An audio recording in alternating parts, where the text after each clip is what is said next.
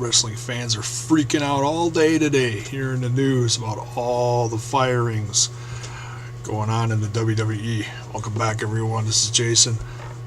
Yeah, it started out with a couple, then it went to like 5, and when all was said and done, by the middle of the afternoon, there was 11 firings done in the WWE, and they say that might not even be all of them. There might be even more tomorrow or later this week. Yeah, there were so many. I don't know what was even the start of it. All I know is I got the final list of what all went down today. Here's the list. We'll start up with the most, well, not that any of them you want to call them insignificant, but as far as wrestling, fans go, this would be the most insignificant one probably. Mark Harris was a referee. Next, you had Yoshitatsu, Evan Bourne, Brodus Clay, Camacho, 2 of the guys in 3MB, Jinder Mahal and Drew McIntyre, Kurt Hawkins, Diva Oksana, JTG, and last but certainly not least, Theodore Teddy Long. Yeah, some of these were a surprise, and some of them, I think it was a long time coming for them. The memes were going absolutely nutty today. Everybody and their mother was coming out with a new one, some new goofy line for this guy gone and that guy gone. I think the one that got the most significant talk about was JTG, because he's been off of TV for like the last year, between a year to 2 years he's been off TV and still has been on the roster. But everyone else here has been on TV within the last year, either consistently or a little, or at least down in NXT.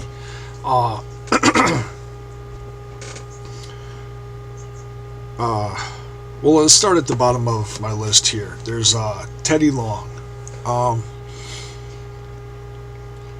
He's been in wrestling for like the last almost 30 years. I looked it up, he's 66 years old. Yeah, his role on SmackDown over the years as a GM was pretty comical at times. He played a bit of a heel here and there towards the end, not much. He was too much of a fan favorite to pull off the heel role. And I'm talking about like when he, was kind of on the outs with Booker T, when he was doing a whole GM thing, trying to be his assistant and whatnot.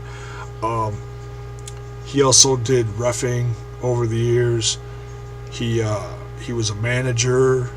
I know I've seen videos and clips and pictures of him being a manager for The Undertaker when he was in WCW. He was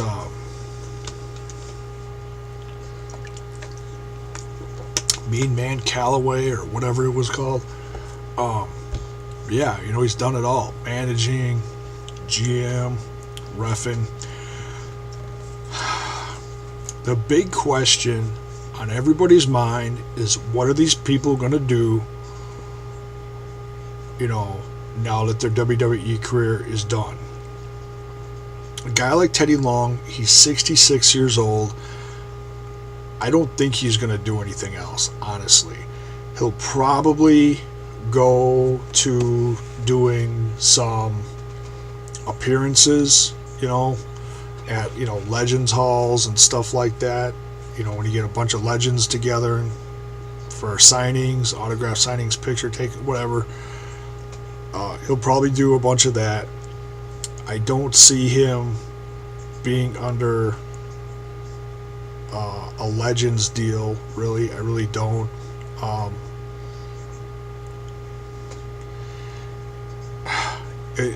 One of the more popular things on the WWE network lately, honestly, is Legends House. He could be a shoo-in for the next season of Legends House. There's a lot of rumors going around who's going to be on the next season, because of all the things people are watching, they do a top 10 every week on Raw. What's the most popular thing watched? Usually it's the most previous pay-per-view. Or a main event's pretty popular. They still don't have, the SmackDown or the Raw replays. At least I don't think. I gotta look, but I don't think they have them on there yet. But yeah, Legends House is hot. And it's funny. I've missed a few episodes, but from what I've saw, it's pretty funny. We're going to have to go back and watch some of that. Because some of my all-time favorites are in there. Piper and Duggan and Hillbilly Jim. Love those guys. Those are the guys I watched when I was, wee little nard. But nonetheless, back to the subject at hand. Yeah, Teddy Long could very well be on the next season of Legends House. Yeah, he'll find something. He'll be all right. He's been with the company, I think they said, for 16 years. I'm sure the guy's been smart with his money. At least you hope he was, being with the company that long. I think it was 16 years. Nonetheless, he's been in the industry a long time. Next, JTG. Like I said, this guy wasn't on TV at all within the last year, hardly at all. When he was done with Crying Time, they gave him a makeover, and then they didn't do nothing with him. They didn't even have him down in NXT, really, even. Not that I saw. He's just been, I don't know if he's been paid the whole time or just been sitting at home or what. He had some side project that I read some news about, heard about, some kind of workout thing.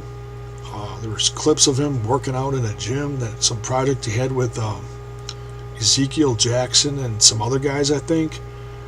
I can't remember who. But, so he's been busy doing something, but sure as hell hasn't been on WWE television. This guy, he may do okay in the independents, kind of a forgotten guy, but, laughed about here and there. Who knows? Was never a real big fan of his, so I don't really care. Hate to say, but Oksana. I was surprised about this one. In my opinion, some people say, "Oh, she's garbage. She can't wrestle." Blah blah blah blah blah. She's just eye candy. I personally think she's actually done better lately, with the exception of that accident that she had with Naomi when she busted her eye. And in fact, I just watched that episode on Total Divas, did some catching up and watched like 6 episodes in a row and saw that episode. Yeah, busted her good in her eye. That might have been part of it. Considering Naomi's a big reality star, and Oksana was just on because she was, wrestling her. That might have been part of it, that she wasn't safe in the ring or something. Who knows? There might have been some heat on her for that. But, I thought she was doing better. I thought she was getting pretty good. She wasn't just eye candy. She was, becoming a decent in-ring performer. All the girls have been stepping it up lately, the veterans even, like Natalya, along with the new ones like Charlotte and Paige. I think all the divas are really redefining their division well. Honestly, it's slow, but compared to what it was about 2 years ago, I think it's gotten significantly better. So, she might go off somewhere and make a name for herself somewhere, like Ring of Honor or TNA. Who knows? We'll see. Kurt Hawkins. I heard this one was a big surprise. I really wasn't surprised because he hasn't been on TV much. He did have some really good matches recently with Sami Zayn down in NXT. They were Sami Zayn's first televised matches. Underutilized and Um, just a just a just an average guy, but he had some decent talent. I think he was great when he was in a tag team with Zack Ryder. They were supporting the Edge. They were the Edge Heads or whatever they were called, Major Brothers for a while. The Rated R Superstars, whatever they were called when they were, the Edge lookalikes. Then they got haircuts. I think I heard he's got his own wrestling school, started something like that, so he's going to do all right. Heard he's already got his first booking already made because he's from the New York or Jersey area, I think. Something like that. Oh, let's see who's next. Jinder Mahal and Drew McIntyre. These guys have been the laughing stock of the WWE for the last, ever since the inception of 3MB. It started with Heath Slater, then they put Drew McIntyre and Jinder Mahal with them, and the most entertaining that I'd say these guys have been in the last couple years since they started 3MB was this last couple months when they've been feuding with Los Matadores and El Torito and bringing in Hornswoggle into the whole thing. That I thought was hilarious. I thought it was really well done. I thought it was funny. I thought it was decent wrestling too. He had the funny and he had the talent to go along with it. I enjoyed it for what it was worth. I didn't think it was top bill stuff, but for it opened the pay-per-views and whatnot. I thought it was okay. The chosen one, Drew McIntyre. I think he could be a big name depending on where he goes, if he ends up in TNA or possibly Ring of Honor. Same with Jinder Mahal. I thought Jinder Mahal I thought was a great heel, very talented wrestler. My favorite rivalry of his, what I thought his best stuff was when he was going against Seth Rollins in NXT, when NXT first became their own brand and started their own when FCW became NXT and they stopped the whole stupid competition thing with, the first few seasons of NXT, and they got real serious with it, made it its own brand. That's when I liked Jinder Mahal. Thought he was really good. Almost an NXT champ. Man, I think TNA could really do something with these guys, but all these guys could end up going to TNA. The joke is that Dixie Carter is absolutely salivating at the fact that all these guys are jobless now and that she could pick them all up, like that. But TNA has such a bad reputation lately. I mean, they've got decent star power, but the booking, in my opinion, is just bad lately. It's like, I want to watch it, but there's so little on the show that really makes me want to watch it lately. So is there anyone on this list, if TNA brings them in, is there anyone on this list that's going to make you want to watch TNA any more than you already do, or don't, or whatever? It's hard to say. Well, let's keep going on the list here. Covered Jinder Mahal, Drew McIntyre. Next is Camacho. It's another one I was surprised by. I thought he was doing really well. He was injured for a while. He was in a tag team with Hunico. Hunico became Sin Cara, so then that kind of, breaks up that team, and Camacho is left on his own. Well, he's been doing pretty good down in NXT. They didn't really have him on the main roster anymore, but he's been having good matches, a good, a guy like Rey Mysterio, you got the Latino flavor there for those fans.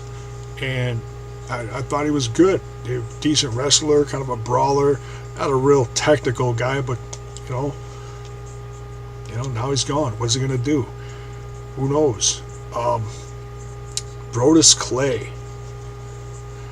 Man, this guy's gone from extreme heel, badass, to the Funkasaurus, making kids laugh, back to heel now, and now he's done. Yeah, you kind of, when they broke up Tons of Funk, you kind of knew the writing was on the wall.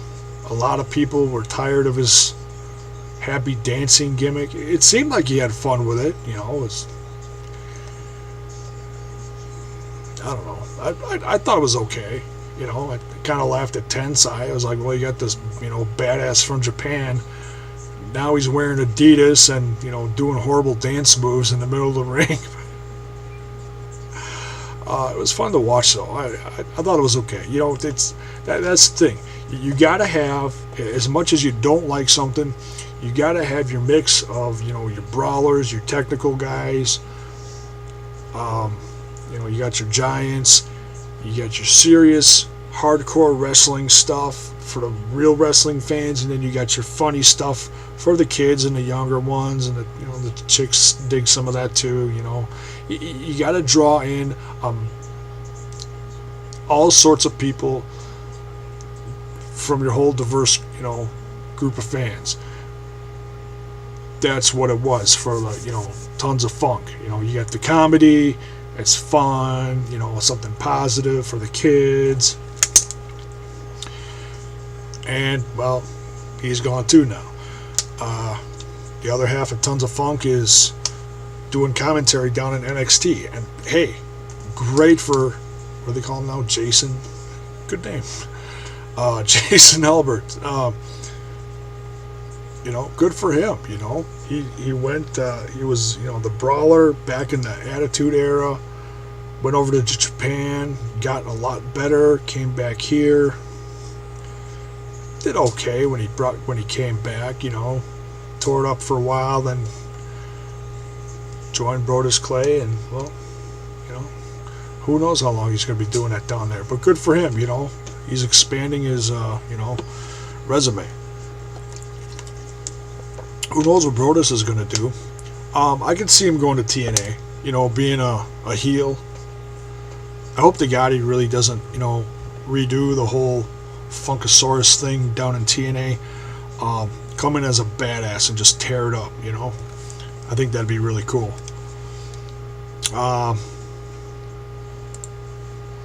Let's see, next. Evan Bourne. Man, this is a guy that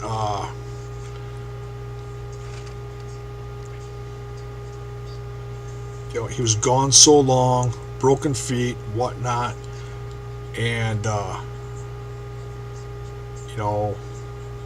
just couldn't get back on television. He's been healthy for the last year or so, maybe not, I don't know, but he came up in the news here and there saying, hey, I'm coming back soon. I see him going to Ring of Honor. That's where he came from originally, wrestling guys like who did he wrestle down there? AJ Styles, guys like that. I see him going back there, making a name for himself again, and hopefully he is successful. Next, Yoshitatsu. The guy really never even learned English, and I heard he was really horrible in the ring the last couple of years. Just did not do well. Who knows where he's going to go? Maybe go back to Japan. Maybe he'll become a better wrestler if he goes back to Japan. Who knows? Not too much else to say about him, really. And then, last but not least, the referee. Probably the least amount of news about him. I didn't hear about anything. Maybe he did something bad reffing a match. Maybe he screwed up, pissed off the wrong person. Who knows?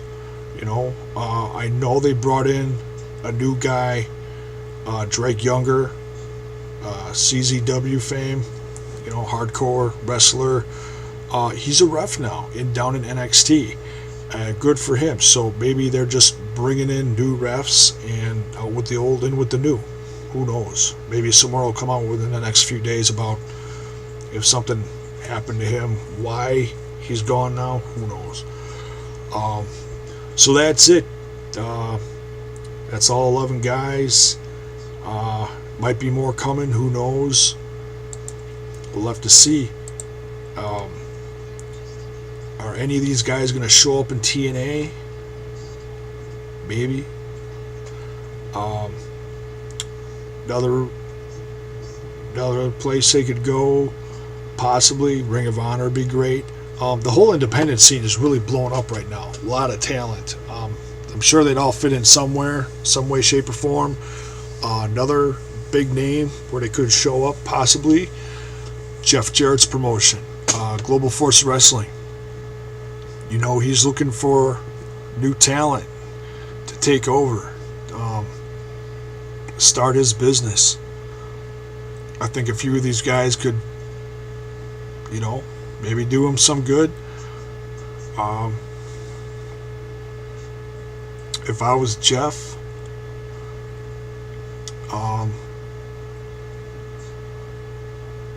if I was Jeff Jarrett, honestly, out of all these guys, I'd be picking Kurt Hawkins or Drew McIntyre. I think those guys have the most talent, most bang for their buck. Maybe Brodus, you know, he's all right. Nothing spectacular, but, you know, he's going to want some recognizable faces to start this business and kick it off right. And a few of these could help him. So that's my thoughts on this. Wait a little longer than I normally do because I have no more restrictions on my account. So I can make a 5-hour long wrestling video if I wanted to, which I'm not. Don't worry. Your average viewer out there watches for about 10 to 15 minutes max. Some of these guys I see out there, they're making 2-hour long videos. Man, unless you're really good, and I'm still new at this, I don't think anybody's going to watch me for an hour or 2 hours. I know I'm pretty, but I'm not that pretty. So that's my thoughts on the guys. Some of these guys have no compete causes. Some of these guys don't. So who knows? Slammiversary's coming up this Sunday. Who knows? We may see Brodus Clay come knocking down some doors in TNA this Sunday. Maybe. We'll have to see. Thanks for watching, guys.